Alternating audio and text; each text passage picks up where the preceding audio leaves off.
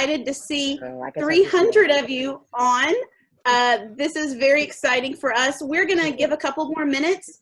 Some people jumped into the waiting room and then went off and did a couple of things to get started. We have 2 minutes. There is a bit.ly link that you see on your screen. That's going to be a copy of the agenda today.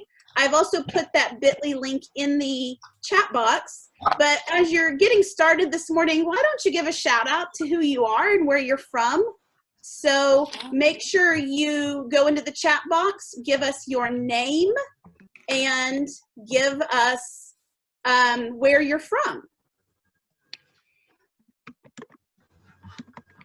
Will you write my name in too? I will.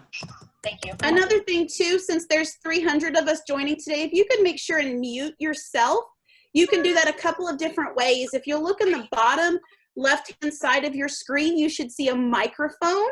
And if you'll just click that microphone, a red line will go across it. You can also click your name in the participant list, and that will give you an option to mute yourself. If you see your face in our Brady Bunch screen, you can also go in and mute yourself at that point. But that will help us out with background. That will help us out with other options as we go along today.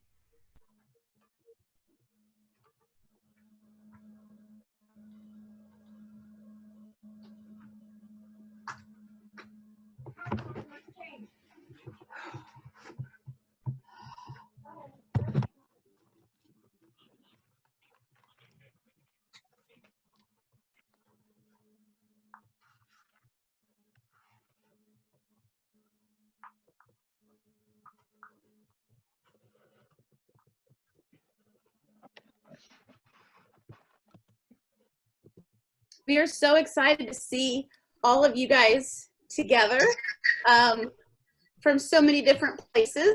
Thank you so much for jumping on and joining us today. For those of you that are watching us as a recorded video because you couldn't make it in live, thanks for coming back and joining us. Just a reminder, there is a bit.ly link on the screen. That is a way that you can join the meeting in the agenda. That bit.ly link will also give you options to have all of the links that we're going to share today. The bit.ly address is also in the chat box for those of you. But Susan is sharing her screen, so you'll be following along. Before we get started, just one more reminder that you're going to want to mute yourself. You can mute yourself a couple of different ways. In the bottom left-hand corner of your screen, you should see a microphone. If you will go in and click on that microphone, there'll be a red line go across it, and that will mute you. Yes, who can pick you up? Also, you can click on your picture in the screen, and you can mute yourself at that point. But we're going to want to, with 300 of us on today, we're going to want to keep that background noise. And we're all adjusting to life at home. So we've got everybody's just got allergies. We've got dogs and cats coming in. And I think Susan's working. Susan's our host today. She's working on muting everybody. I can't hear it. I don't know why. So for those of you that cannot hear us today, there is a way that you can call in. So I'm going to put the call-in number in the chat box. You can call in through the phone. I did have them in before the meeting started, but it didn't work. What you will need to do is put in the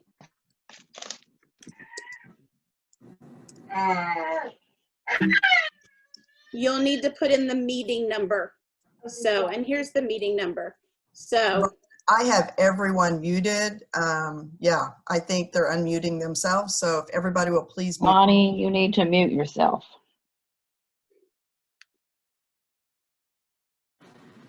You also have the option to turn your video off today. That's in the bottom left-hand corner too, so you can take care of that. But it is 10 o'clock, so we're gonna go ahead and get started. Thank you guys so much for joining us today. I appreciate those of you that have joined us. in the chat box, if you'll just drop your name and your district in so we can see where you're joining us from. A couple of introductions of who's on today. My name is Robin Glinsman. I am the Director of Gifted and Talented and Advanced Placement here at the Oklahoma State Department of Education. We also have Susan. I'm Susan Wright. Susan, you want to introduce I am the Science Specialist at the Oklahoma State Department. We have Brenda. If Brenda Hi, remembers to I'm Brenda unmute herself. Chapman. I'm Director for Social Studies. We have a little delay when you unmute. Excellent. And then Deb, you want to introduce yourself? Hey everybody, I am Deb Wade. I'm the Director of Elementary ELA. Excellent. So we're going to be your host today. We're going to go through a short agenda that we have planned to share resources with you, show you some chances to collaborate with each other, and see what we can do. The chat box will be live and will be open. Brenda's going to be monitoring that today. Also, a couple of notices is that the chat box will be captured. So if you've got questions that are in the chat box, it will be captured and it will be on this recording. And don't forget to start the recording, Susan. So we're going to record this for those that are joining us. But the chat box will be captured, so your questions that are in there, we will be able to answer those, add that into our meeting notes.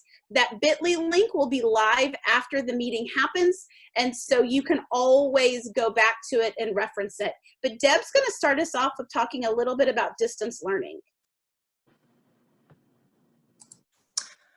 Alrighty.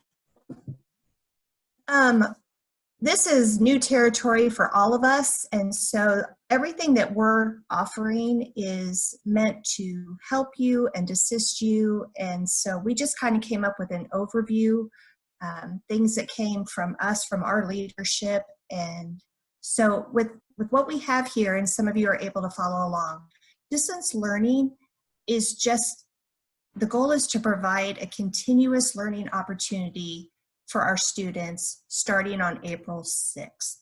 So we still have that planning time from now until then to kind of get some of these kinks out. The important thing in this bullet is that it may or may not include the use of technology. We're going to talk in just a little bit about this next bullet as well. Each district is going to develop a local distance learning plan, and that includes what their focus is going to be.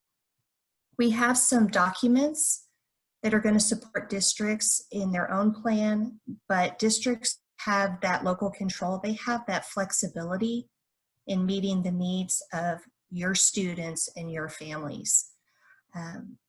So the goal there talks about maintaining, continuing to learn, and preventing a spring or summer slide.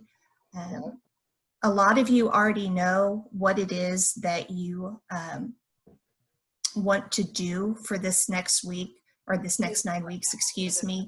Some of you are working with your teams already, and so it's going to look different for each team, each school, each educator, but the goal is to just continue that learning.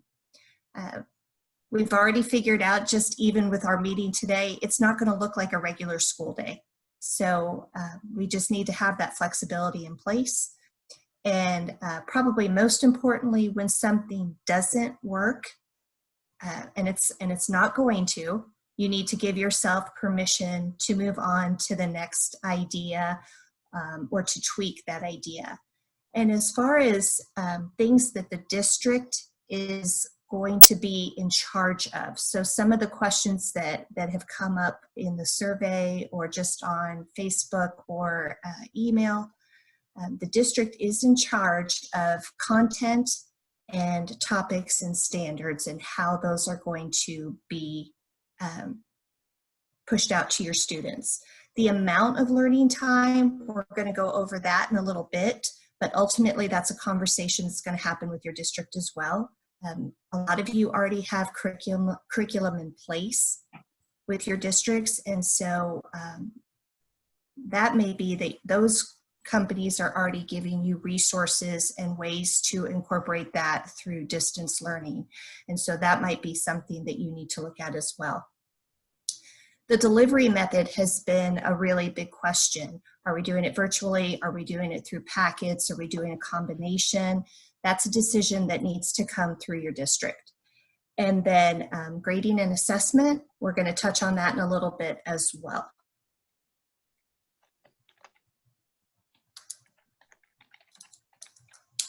Susan, do you want to take the next one? I've got it. Okay. All right.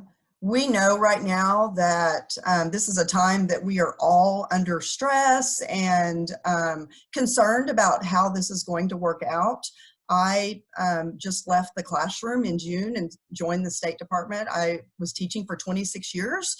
So I know, I've been talking to my friends that I taught with, and I know that this is a time of where we're having a lot of questions, concern, worry.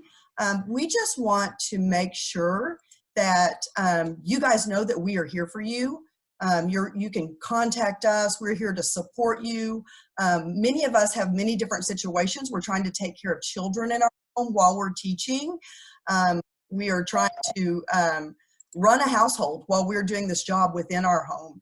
And so as best you can, we want to try to separate work from home. So define the hours that you're going to work. Have a really strict schedule and know this is when I'm working at home.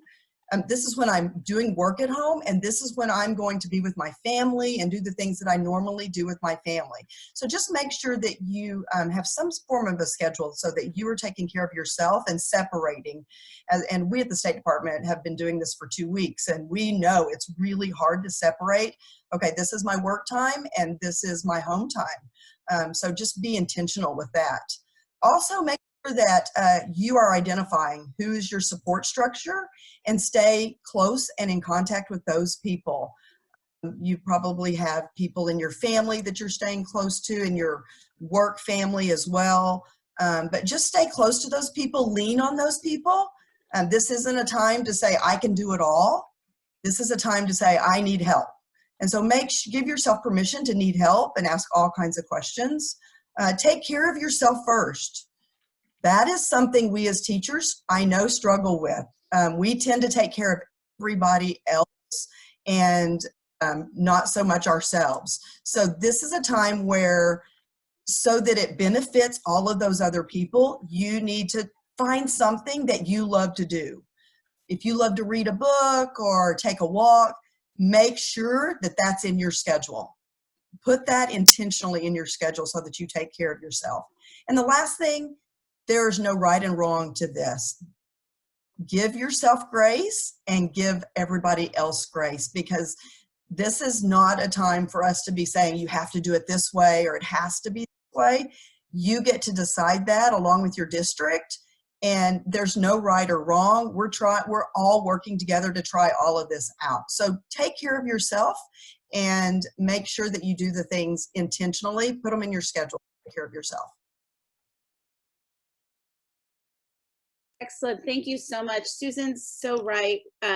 Taking care of yourself is so important. And now that we're all within the same walls and we're all in this space, it's very hard to walk away. I find myself drifting back into this bedroom here to get to work and share with you guys as we're trying to help walk you guys through this process. Something we wanted to do today is allow you a chance to share what you already have and what you're already doing. Some of you are teachers who have been doing distance learning for a while because of the virtual platform that your school uses. Some of you have already started thinking, as soon as you heard what the school board put out on Wednesday, you got to thinking, how can I connect with my friends? How can I connect with these kiddos? And some of you are already receiving guidance from your districts as they're making those decisions. So we wanted to have a chance to really crowdsource this activity. So on the agenda, as you can see there, Susan has brought up, there is a box that says collaboration, and there are 6 links that you can go there. And these are, what are your favorite ideas of how to help kids learn at home? So what are you having parents do? What are you having students do that can continue that learning? Deb talked about it earlier, that we're really working to maintain where our students are, and we're continuing to continue that learning in whatever their new environment looks like. Some of them have technology accessible at hand. Some of them do not have technology. Some of you live in areas where there's not broadband. And so your distance learning is going to look very different.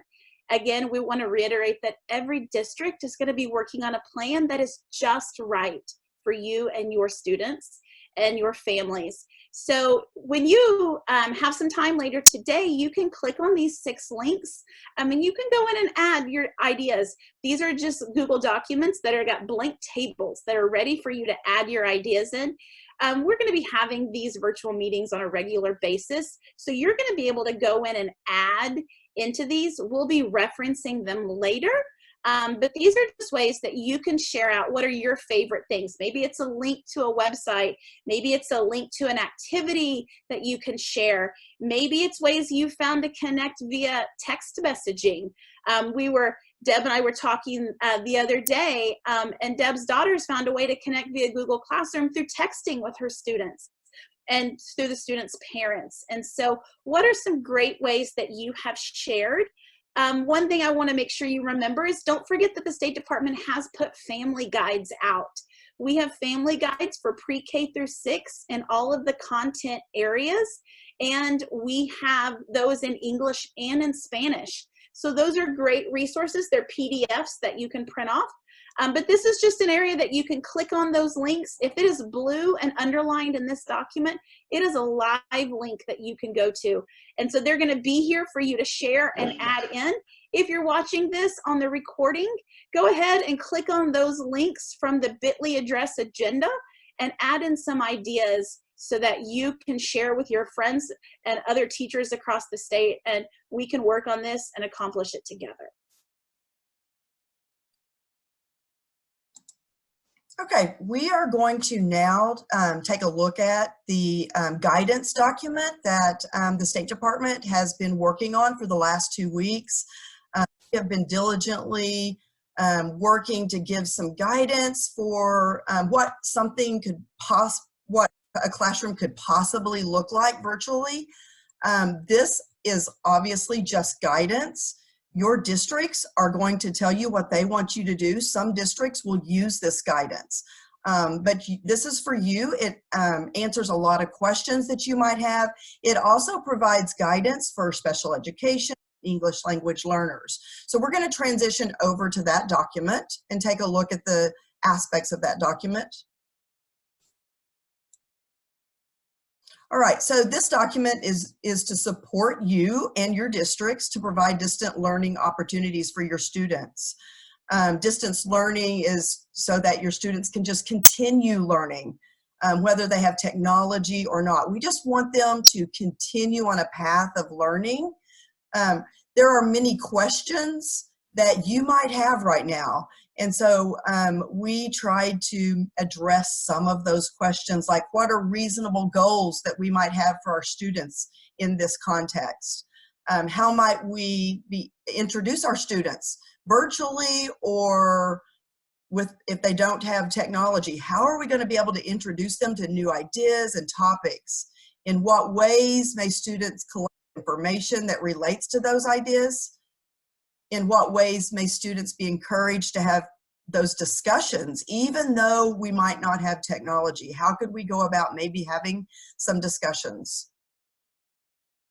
In what ways may students show evidence of their thinking and progress? And number 6, in what ways may students give and receive feedback? So that's just a question session where we tried to come up with some answers for you on those. Hopefully you'll find those to be helpful in the direction that your district has given you. And then this little section here is the guidance for special education and English language learners. You will be able to click on those links to be able to get some guidance in that area. The practical advice really kind of goes back to the self-care and just making sure you're attending to certain things that might be really important for you. This is probably one of the things that I think a lot of people are very interested in. This is a sample structure for learning. So in each grade band, and this is the 3 through 5 grade band, in each grade band, we broke down a structure for learning. So here we have 20 minutes of reading aloud or independent reading, 20 minutes of reading or writing lesson with a prompt, 20 minutes of a combination of math lesson, activities, education practice, games, skills, and then we have 20 minutes of science or social studies, along with flexible specials in between. So this is just a sample of what a daily schedule might look like for a student in 3 through 5. Something else that a lot of you are probably really interested in is we actually came up with sample activities. There is a menu in each content area. There is a menu for activities that you might consider or you might send out to your families and students to be able to do. I will go back to that in just 1 minute. We'll go back to that menu and we'll actually take a look at it. We also came up with instructional resources that are digital. So these are our favorites for each content area. We picked out 2 favorites for each content area. And I'm sure that most of you are aware, a lot of these companies are offering free access. They are actually coming up with great ideas. I know I'm the science specialist, and so NSTA has come up with what they call the Daily Do. And we have Discovery Education there that has come up with STEM activities and all kinds of things for students. And so they're giving you access to those resources. And then at the end, we have one that's actually to engage families. We think this is an important time where students just really need to be engaged with their families and doing things together. And so there's some websites that are they might want to utilize for that. We also have, these were just the 2 for each content area, but we have numerous digital tools for instruction.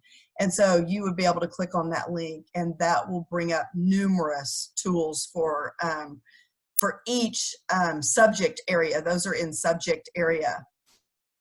And then hopefully you are following some of the social media outlets. A lot of good content information is being shared there. So we have some of those for each Facebook groups and Twitter groups for each of those content areas. So if you're not a member of those groups, please join. I think that you will find it very valuable to join those. Susan, if I can jump in right here. Please jump in and share, yes.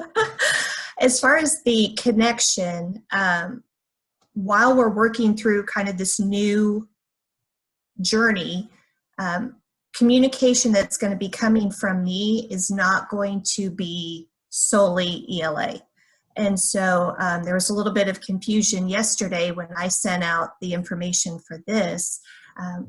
I just want teachers to understand that I'm going to try to be as clear as possible that when we're talking about our virtual meetings, for the foreseeable future, it's going to be this grade band and all of us. So even though the communication at the top might say ELA Elementary, it's going to be Math, Science, Social Studies, ELA for grades 3, 4, and 5. Thank you for clarifying that, Deb.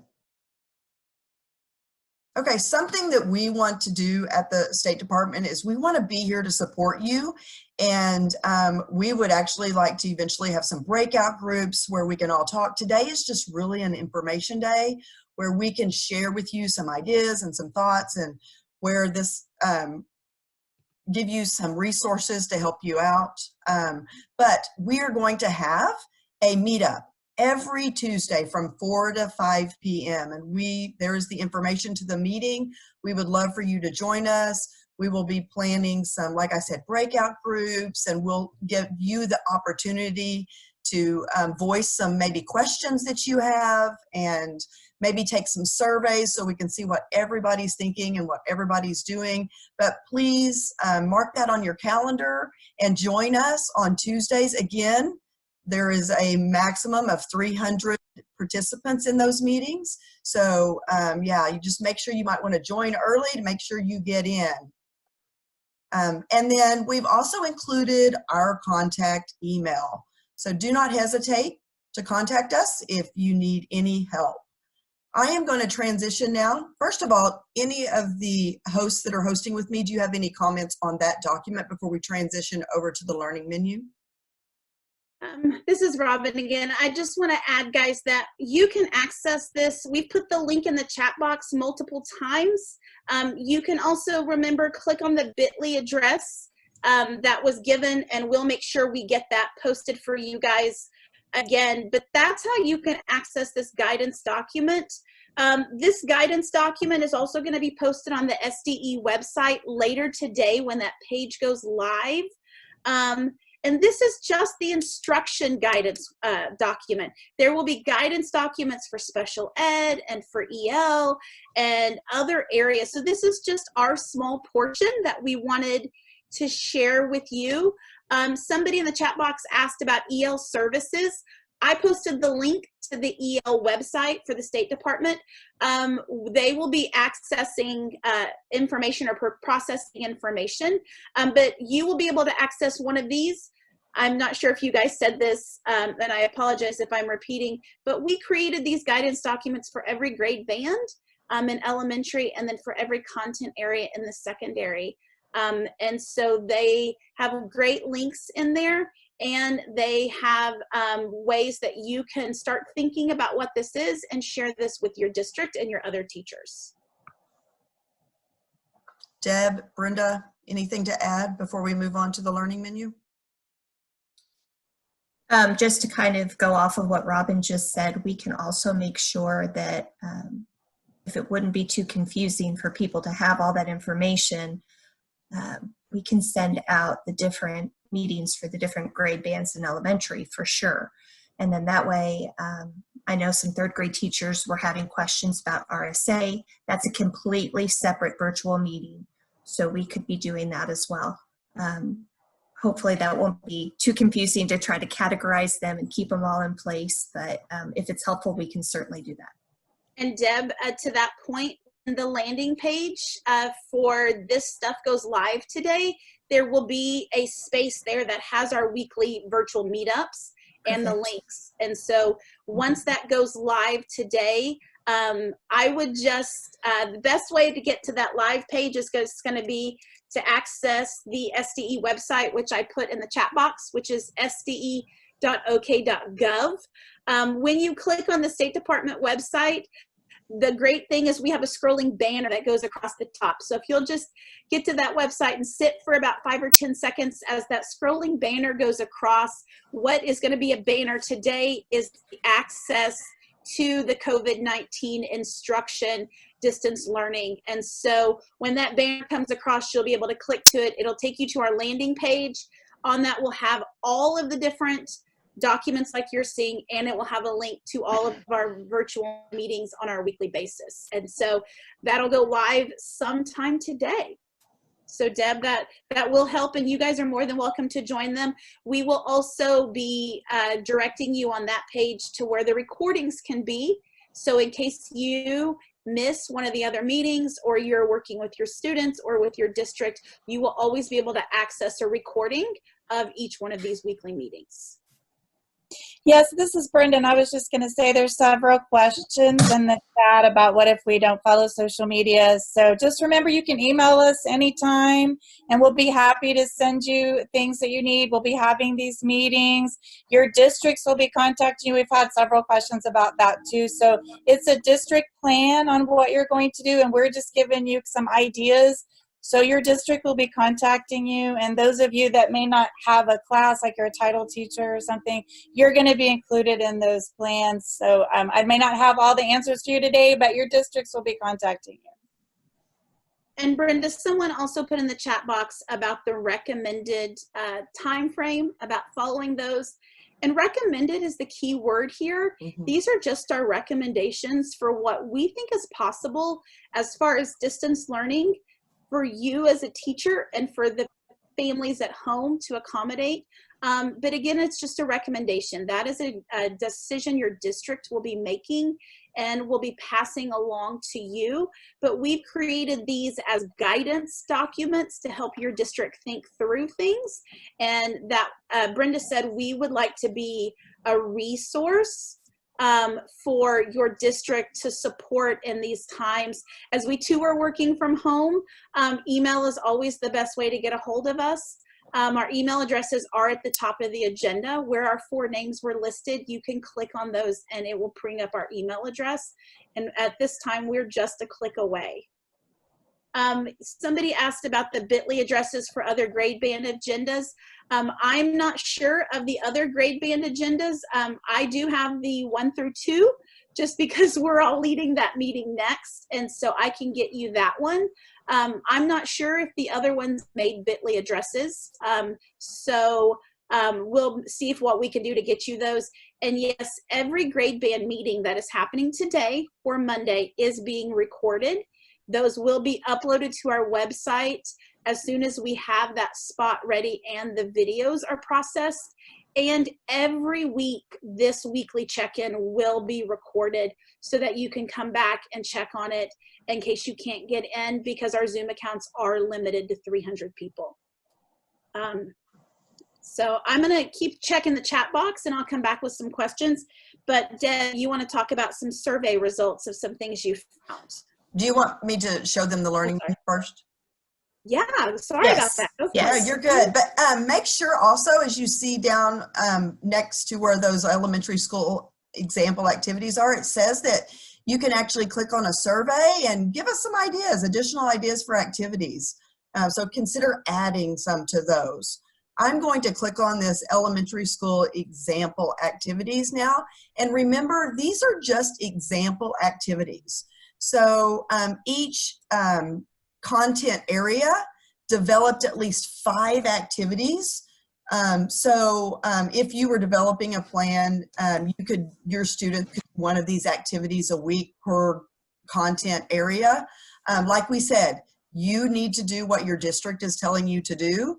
But if you need these, they are here for you to support you and help you out. If you guys will collaborate with me, Robin, Brenda, and Deb on this, if you want to go over, Robin, I know you have to go to the next meeting, so I'm going to go down to math first. And if you just want to talk through some of the math for each grade, or just fabulous overview for math. Excellent. So what we did here is we tried to provide some resources that we can make math be accessible at home and that we can make it fun and continue learning. So in 3rd grade, we know the big point is learning those multiplication facts. So one of the things the students can do is make their own multiplication flashcards. They can use some index cards. They can use, my kids have been taking boxes apart and doing things like that. They can just write the fact, or you can see there in the 4th grade, there's a picture of an array. So they can always draw the picture that goes with it, or the grouping pairings. Another thing to do is use what kids have in their house. So use dominoes, dice, beans, straws, pencils. It's about to be Easter eggs. So use whatever you have and use these to create math problems, to create groups. Use the numbers on dominoes as you're playing to connect the 2 ends and multiply them. So things along those lines. Use your house. Your house is such a teaching tool.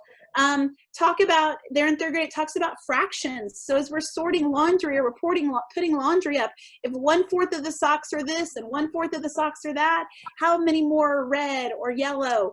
So you can talk about that. Using books. Kids are reading right now. As we're watching TV, what numbers do you see as you're around? One of the things we do every couple of days is we just go drive around to get out of our house. And so as you're seeing numbers in the neighborhood, street signs, house numbers, as you're taking walks, talk about them. Talk about what would happen if we multiply that number by 10, by 100, by 1,000. Use some chalk, make a hopscotch board outside. One of the things we did in my house the other day is my daughter was helping me bake some cookies, and I got the measuring cup out, and it only had a 1/2 and it had a 2. But we needed 1 3/4. And so we had a great talk about where would 1 3/4 fit in between these 2 settings. And so have students just talk math through, figure it out. Here's the great thing. Parents don't have to have all the answers. Just say, I don't know, let's figure it out together. where can we figure that answer out? Where can we go find that information? And so there's a lot of math here to just bring math at home, to make it a fun activity, to bring the families together. So if you have other ideas like this, Susan referenced that survey, we would love to hear your ideas around math. But these are some of the ideas that we've talked about, that just use your house to make math applicable and part of your daily life. Deb, would you like to talk a little bit about the literacy? Absolutely. You'll see that mine is set up a little bit differently, and one of the things that I wanted to make clear is that even though it does increase a little bit in rigor in some of the areas, if your student wants to do something that's the third one down, or if your fifth grader wants to do the first one on the list, again, there's no right or wrong in this world. So this is all about what engages them, what interests them, what appeals to them. So that to me is paramount to everything else. So reading for pleasure, you're going to hear this across all the platforms, I think. I know Jason Stevenson, my secondary counterpart, shared just a few moments ago, someone said, is it okay to just have them be reading and writing? And he said, yes. So I will echo that. If they're just sitting and reading, wonderful. That's what we need. Just something that they find that they enjoy. However, if it's a hard copy of a book, if it's something that they get to virtually, all of it is wonderful. Talking about information and opinions in the media, kind of overwhelming right now. And so just some different aspects for that. There's lots of commercials and stories going on right now that maybe one resonates with your student, and maybe they can explain why they liked it. And it's going to be different for each student, just like it is when we're in an actual brick and mortar classroom. Comparing facts and opinions. This is a good opportunity to talk about what's real news and what's fake news, and having some experience with that. With the points that they're trying to make, with the persuasions that they're trying to have, does it work? Do you think that it's effective when they're sharing their commercials or stories? Does it actually make you empathetic to their situation, or do you feel indifferent? So those are some options there.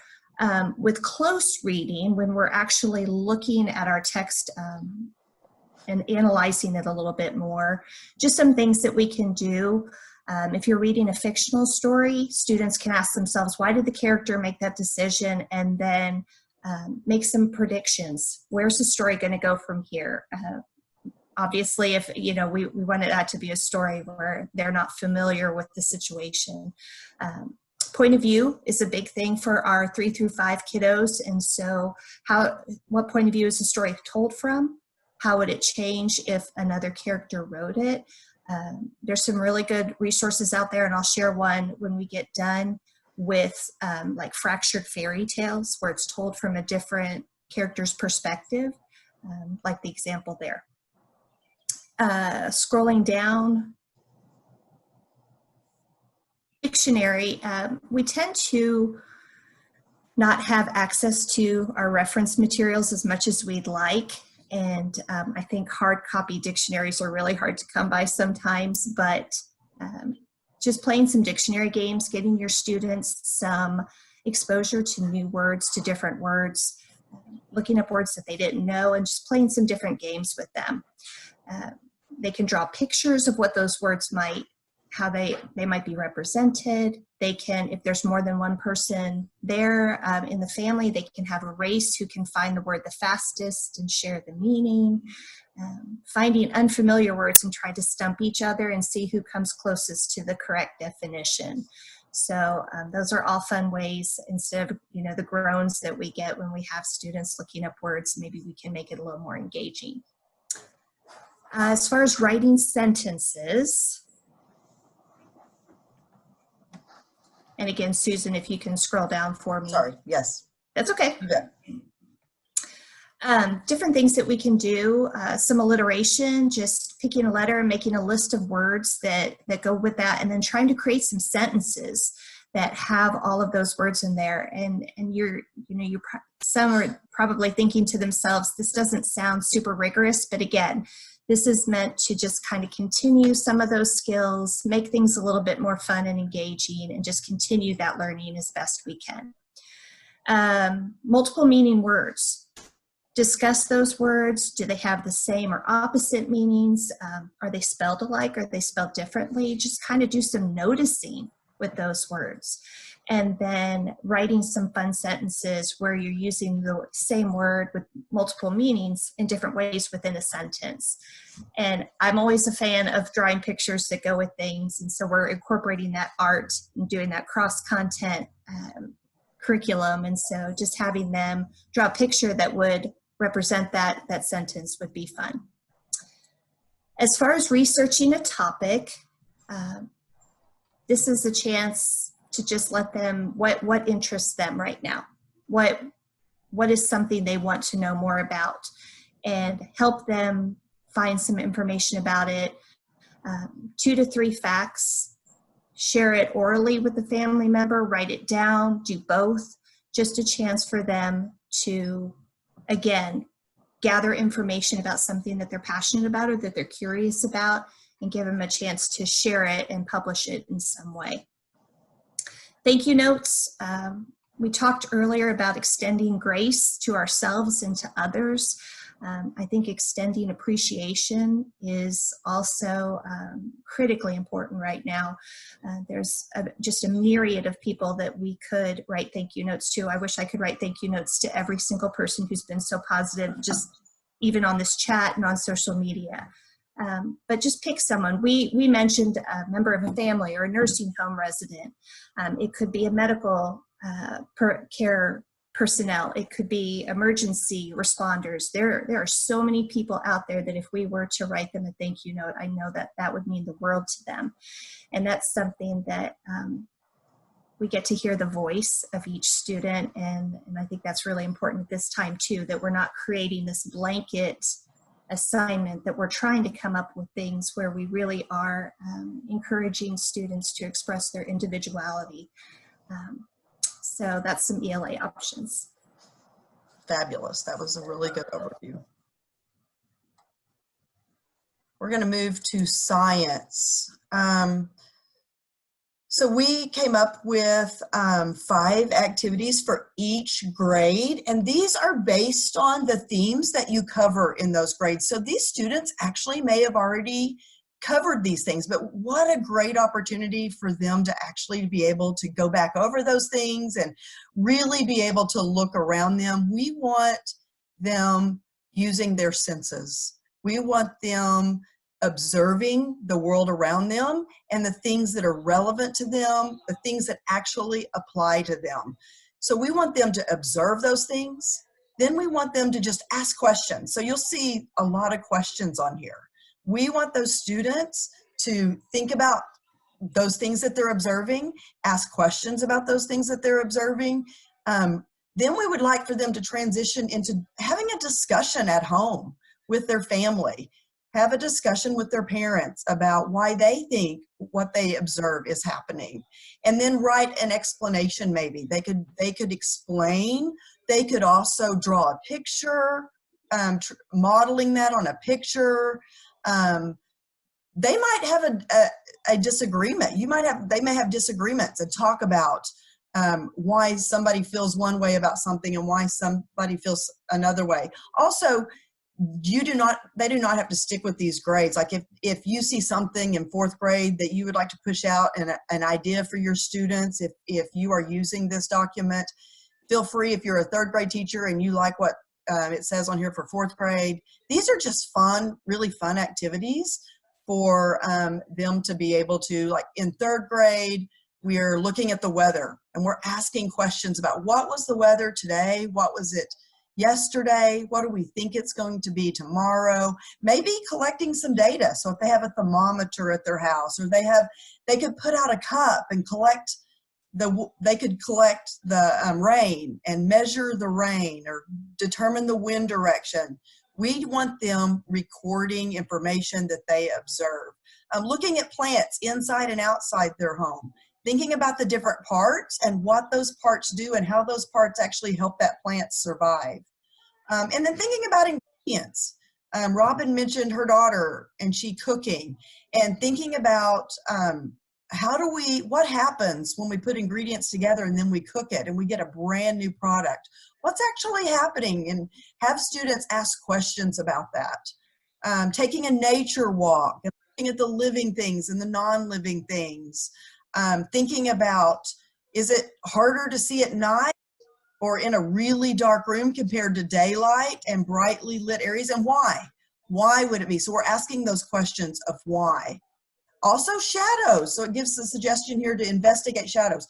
All of these things can be done at home. You do not need any technology for any of these activities. Like I said, there are 5 activities for each grade.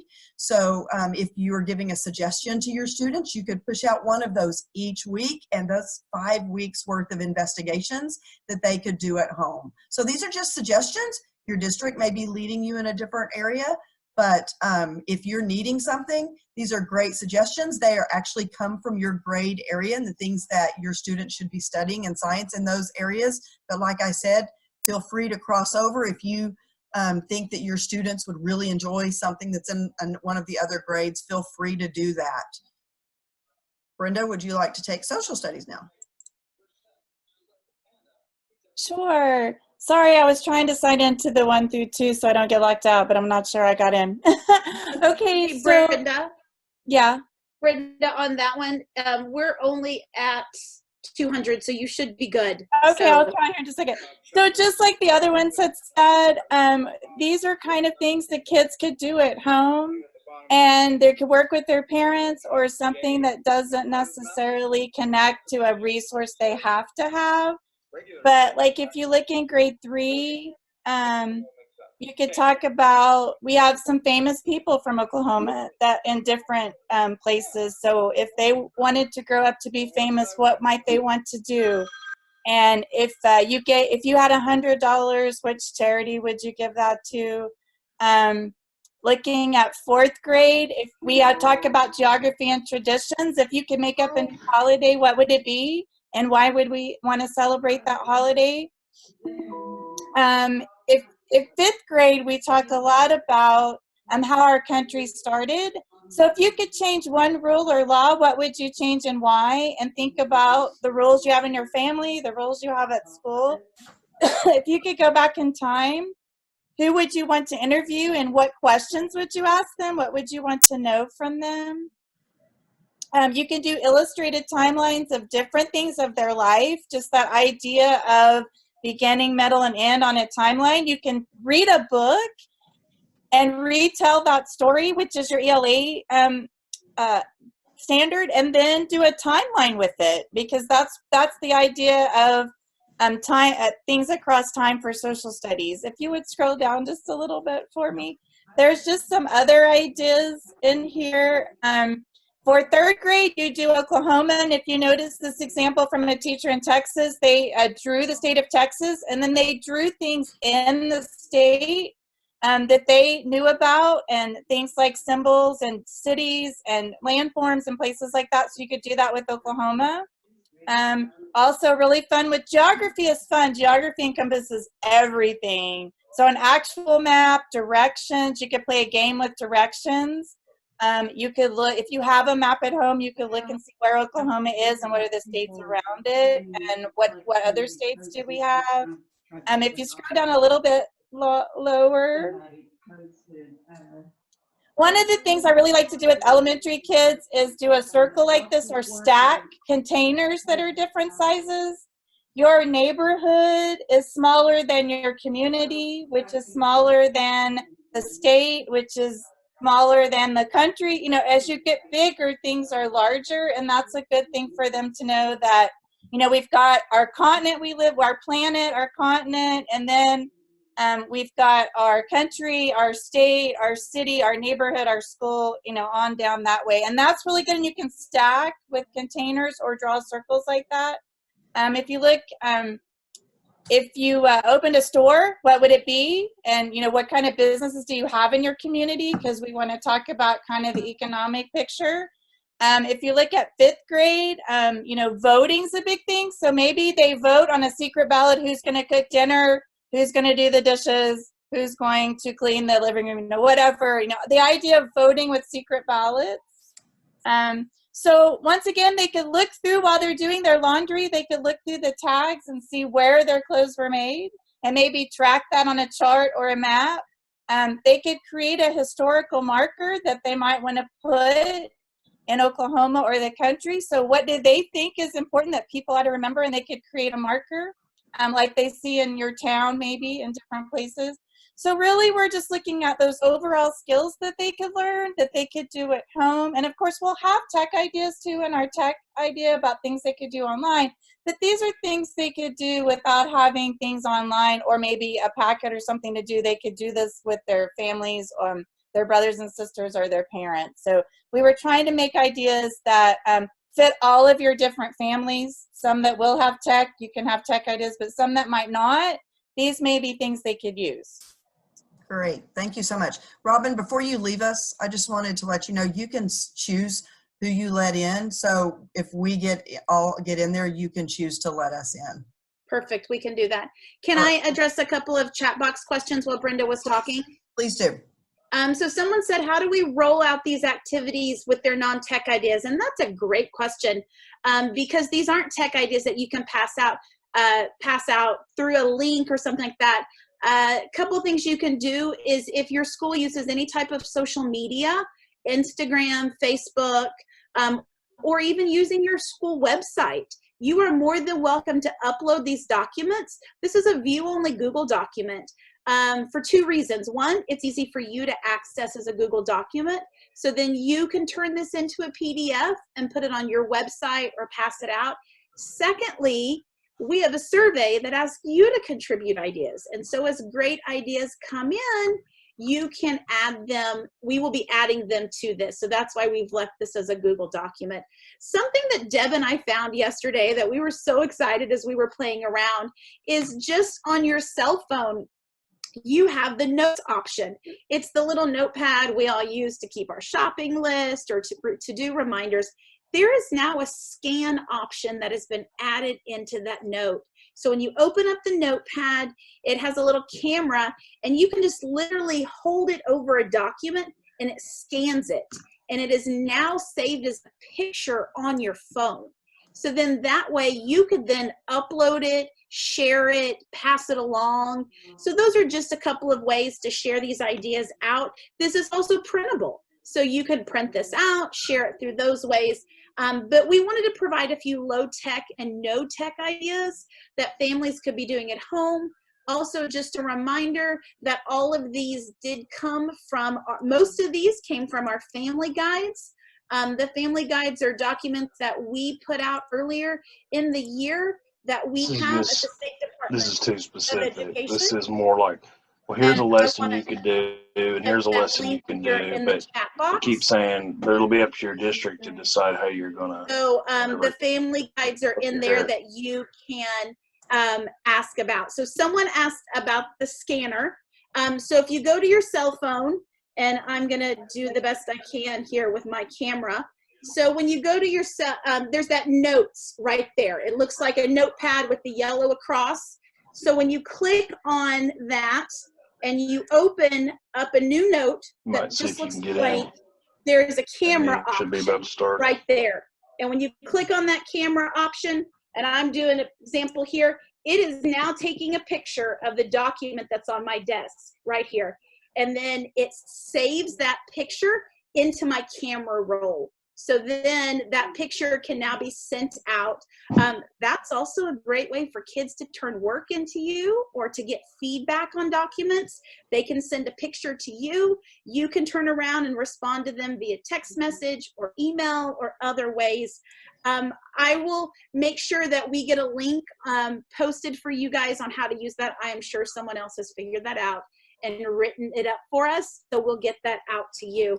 Thank you all so much for coming. I'm gonna leave y'all in good hands, but I'm gonna we're gonna transition back to the document so that Deb can go over the survey results. Yeah. They did. Thank you, guys. Alrighty, just as we close up, we have a little bit of time left, and I know some people are wanting to go to the next meeting, so we might even finish up a little bit early. The survey was linked to my newsletter that went out, and we've had an amazing response. I just kept my picture muted. So some of the concerns that were kind of common, that's what I tried to put here. There's lots of people that are worried about grading things, assessing what students learn, what to teach and how to teach it, no technology for our students, and then along with that, a fear of technology for our educators. There's some people who are very, very comfortable using technology, and then there's some. It's not the bottom. Please mute That's yourself. the top. Go down under here. If you are not muted, please mute yourself. Click on your Google icon. Gary, you're not muted. Along with that, meeting the needs of our special ed and What EL about students. says execute? Did you ever execute Online the program? versus packets, length of time for instruction, and this is one that came up on a regular basis. How do we keep our students Worry about actively participating? And I can What does it say that, again, a lot of that is going to be conversations you have with your team, with your district, with your school administrators. But if you continue to have questions, we're all willing to try to run some things to ground and find some responses. No, it's not there. As far as the strengths, and that's what I really wanted to kind of end with, some people are excited that they're going to get to see their students face to face again. I know I would be. I just got a text message this morning about some students that I had last year, and I would love to be able to see them again. The variety of programs and resources that have been offered to educators, it is overwhelming, but in a good way. Some people are very confident in teaching this way and getting their students acclimated, a willingness to try things and figure it out. To me, this next one is one of the most important. They're confident in the fact that they're going to get help from their teammates and help from their administration, and I think that's wonderful. Maintaining relationships with students and families. They can kick people out and bring people in. That's what I said. Feeling that everyone is safer while doing distance learning. Then you didn't do so. Most people are confident in the knowledge of the material that they're going to be using to instruct their students. Several felt very confident in being creative and flexible, which is so important right now. And then I love that mute your picture, mute your vocal. What's wrong with that video? Deb, I'm going to mute all, and then I need you to unmute yourself. Okay.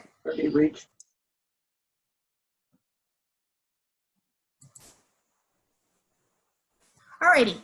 So as we finish up, this last link is just some frequently asked questions from the State Department, and you're going to have an opportunity to click on that, and it's a very, very thorough document. You're going to be able to see more information about some of the things we've talked about today, and then some information on some things that we could not get to. To kind of close, I do want to just remind everyone that our meeting is going to be every Tuesday at 4 p.m. And we chose an afternoon time very deliberately because we did not want to interfere with what you might be trying to do with your students starting on April 6th, and then also what you might be trying to do with your families. And so we hope that that's a time that works for you. We'll have more information and guidance that's going to be pushed out between now and then as far as what we hope to accomplish. We're going to try to have some more collaboration, maybe some breakouts. But I just want to thank all of you for taking the time out of your morning to come and spend some time with us and collaborate with us. And we're going to do more of that in the future. And again, we can do this, and we can help each other get through it. There is the virtual meetings if you want to take a picture of that with your phone, or so you have it's up on the screen now so you can see that. And there's a question in the chat box. This will be the recurring link for Tuesdays, so you won't have to have a separate link every time. And I just want to say in the chat box, the idea of grace, once again, we've talked about, we're all learning. I had to learn something brand new yesterday on the fly, and I had tears. I'm not lying. And just remember that it's okay, that we're all learning something different, and we've had a lot of grace. We're all learning how to work Zoom. We're all learning how to work the breakout rooms. Your kids are going to feel the same way, some of them, and you're going to feel the same way. So I appreciate everyone with all the positive messages they put in the chat box. We truly are in this together. That's why we did this. We don't want you to feel like you're alone. And you can call, you can email us and call us. You can email us if you need something specific, and your districts will be getting with you soon to create that plan. All right, we are going to end this meeting. Thank you all for joining us, and we look forward to seeing you or hearing from you on Tuesday. Thank you, guys. Thank you. Thank you.